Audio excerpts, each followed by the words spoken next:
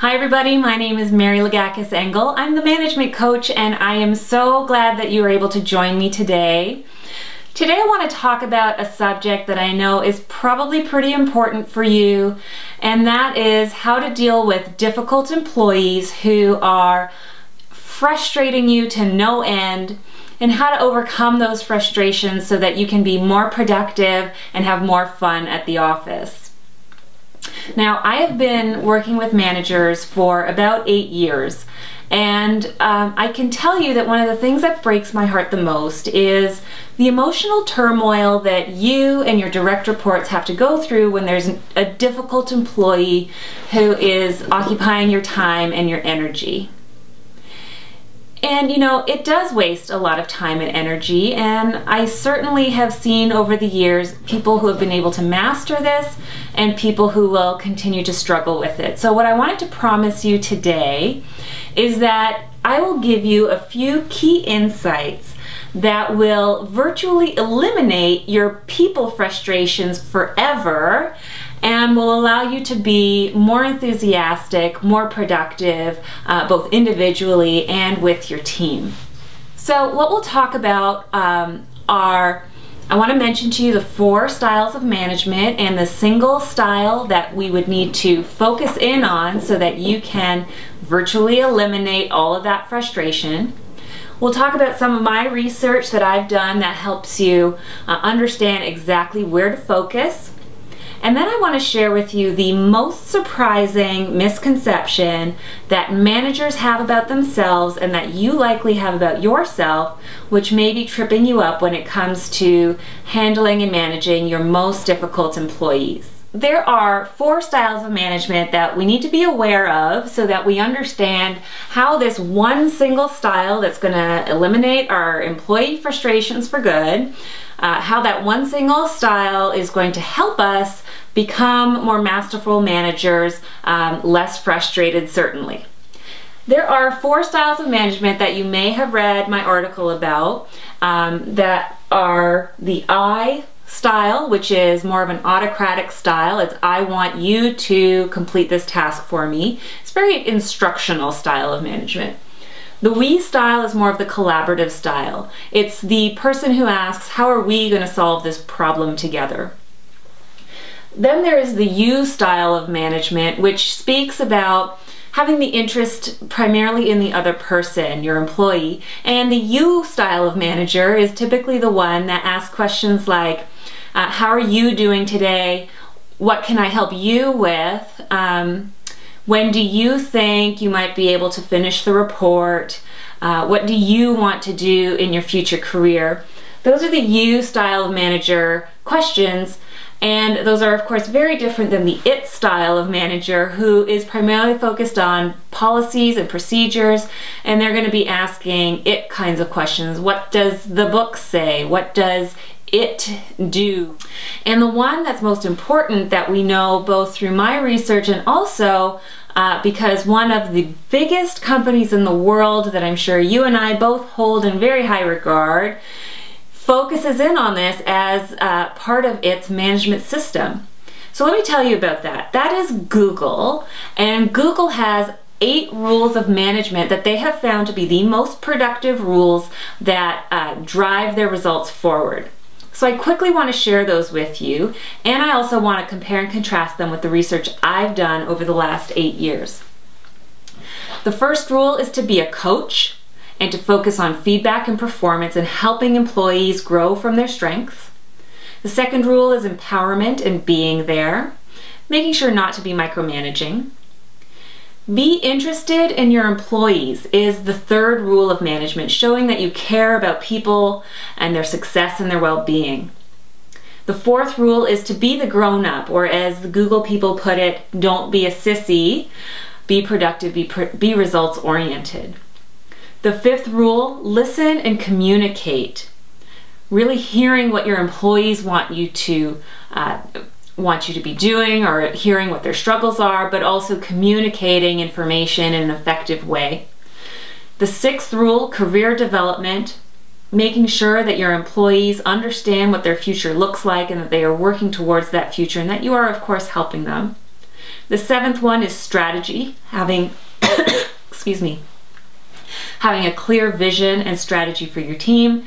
And the 8th one, which surprised me the most, is technical chops, having the solid technical skills. And I think you and I would probably look at Google and say, you know, one of the things that must be extremely amazing about them is their incredible technical capacity to be building these massively popular and effective search engines. And in truth, when we look at their management system, the first 7 items on the list have absolutely nothing to do with technical chops. It has everything to do with being a you style of manager and probably also a little bit of a we style of manager. And that's to say that it's very high on the relationship orientation scale. And of course, I talk about that more when I teach my Coach Approach training course for managers and help you understand really what the distinction is between these different 4 styles of managers. Now, one of the things that I also want to compare this to is the research that I've done over the last 8 years, working with over 800 teams and asking them, really truly asking the employees, what is it that they expect or want most from their managers? Now check this out. Here's what they said. The first most important thing that they want from their managers, and this was consistent across the board, is coaching and mentorship. Truly, purely learning the ropes from their manager about how to be successful. The second one, feedback and performance management. Tell me what I'm doing wrong so I can fix it. The third most important was keeping the team focused, and that, if you look at Google's list, has a lot to do with strategy and providing vision and direction. The fourth was communication and transparency of information, making sure that the team is well informed and that they have a line of sight between what they're doing day to day and how that fits into the bigger picture. The 5th item that the team asks is champion the team and really be an advocate and an ambassador for the team's efforts and the team's results. And this is actually something else that I teach in my Coach Approach course, is how do you champion your employees so that they really feel like you've got their back. And a lot of times when you're having a difficult employee situation, this could be one of the key coaching proficiencies that is lacking in terms of how you work with the team. The 6th item, of course, is spending time on the team's key initiatives, those big projects that really are going to occupy your time and effort. And if you could focus on those things, then the team can focus on some of the more day-to-day tasks. It's one of those things that allows you to stop micromanaging and focus on the big picture. So as you can see, there's a lot of consistency between the research I've done and what Google has been implementing for a number of years around their 8 rules of management. So I want to share with you the #1 most surprising misconception that managers have about themselves that could get you into trouble with your employees and could make things more difficult, especially when you've already got a difficult employee. And this is the disconnect between your intention, what you would like to communicate or what your values are, and the behavior that you actually demonstrate. And I want to give you an example to illustrate that point. So I have a client, and I won't mention his name for privacy purposes, who is a manager in an organizational IT department. And he has a team of about 10 people who are all very technically competent and pretty smart individuals. Now, one of the things that we do in my coaching program is we gather 360 feedback from the individual employees and also the peers and the bosses of my client, so that we can understand which of these 4 styles of management is going to be the most important one to work on. And with this particular client, it turned out that there was one particular skill, and it was called listening, that they really wanted my client to focus on. Now, this really threw my client for a loop because his values and his intentions and his beliefs were very much aligned with the need to listen. He wanted his employees to feel heard and feel engaged and involved in what they were doing, but it wasn't coming across. So let me tell you what the specific behaviors were that were coming across, which were completely inconsistent with the original intention. Interrupting people when they spoke. When somebody would come in to communicate a problem, huffing and puffing over the difficulty of that problem and making it seem like it was too frustrating for him to deal with. And finally, pushing his own point of view. And when you're pushing your own point of view and you're not adopting or adapting your point of view based on what people are telling you, you're often going to be perceived as not being a very good listener. So when these things came forward from the feedback that we got, you can imagine that it was really a big shift for this manager. And that illustrates the idea that sometimes your intentions are extremely different from what it is that you're doing in reality. Now, the thing that worries me most about that is about, I would say, 90% of you don't actually know that you have that misconception.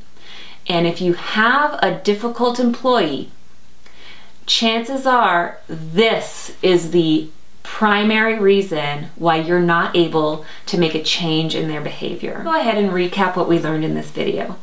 The first thing is that we know the biggest frustration that most managers face is dealing with difficult employees.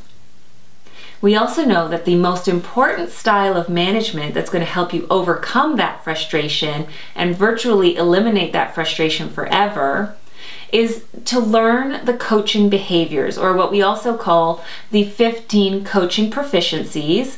And I teach those 15 proficiencies in the Coach Approach course that I deliver a couple of times a year. We also learned the one most surprising, biggest misconception that managers have about themselves. And it can be very disappointing to learn that your intentions most of the time when you're dealing with a difficult employee don't match your actual behavior. So the answer is, when you learn the skills and proficiencies in coaching and you adapt your behavior, 9 times out of 10, you are going to be able to eliminate your people frustrations forever. So I'd like you to do one thing.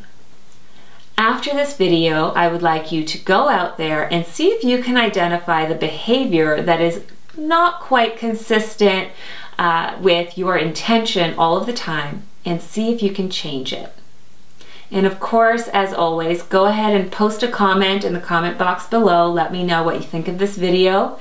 And be kind to one another. Go out there, be nice. Until next time, this is Mary Lagakis Engel signing off as the Management Coach.